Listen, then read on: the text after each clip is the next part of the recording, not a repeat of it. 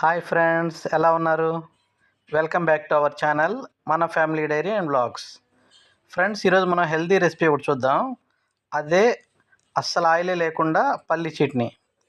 దీనికి ముందుగా స్టవ్ వెలిగించుకొని పాన్ పెట్టి అందులో ఒక బౌలు పల్లీలు వేసుకోవాలి.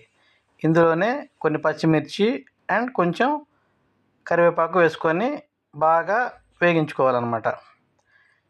ఇవన్నీ చూశారు కదా, ఇలా చక్కగా వేగాక ఒక 2 స్పూన్లు జీలకర్ర వేసి అందులోనే కొంచెం అల్లం, వెల్లుల్లి, కొంచెం చింతపండు వేసుకొని ఇలా బాగా కొంచెం కూడా ఒక బొట్టు కూడా ఆయిల్ వేసుకోకుండా చక్కగా వేగించుకుంటే సరిపోతుందన్నమాట. ఇలా వేగాక స్టవ్ ఆఫ్ చేసేసి ఇప్పుడు దీన్ని చల్లబెట్టుకోవాలి. చల్లగైన తర్వాత ఈ వేగినటువంటి పల్లీలు, పచ్చిమిర్చి, కరివేపాకు, అల్లం, వెల్లుల్లి వీటిని మిక్సీ జార్లో వేసుకొని చక్కగా ఒకసారి కొంచెం సాల్ట్ వేసుకొని రుచికి సరిపడా ఒకసారి కచ్చా పచ్చాగా ఇనిషియల్గా గ్రైండ్ చేసుకోవాలి. చూసారు కదా, ఇలా గ్రైండ్ అయిన తర్వాత ఇప్పుడు ఈ మిశ్రమంలో కొంచెం మనం వాటర్ యాడ్ చేసుకొని మరొక్కసారి మళ్ళీ మిక్సీలో దీన్ని చక్కగా గ్రైండ్ చేసుకోవాలన్నమాట. చూసారు కదా ఫ్రెండ్స్,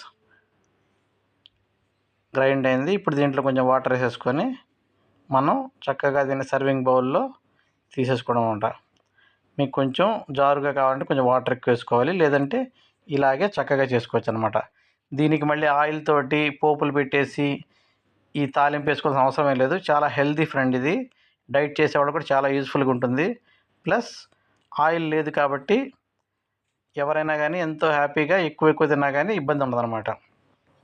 చూశారు కదా ఫ్రెండ్స్, చాలా సింపుల్గా పల్లీ చట్నీ ఎలా చేసుకోవాలో మీరు కూడా ఇలా ఒకసారి ట్రై చేయండి.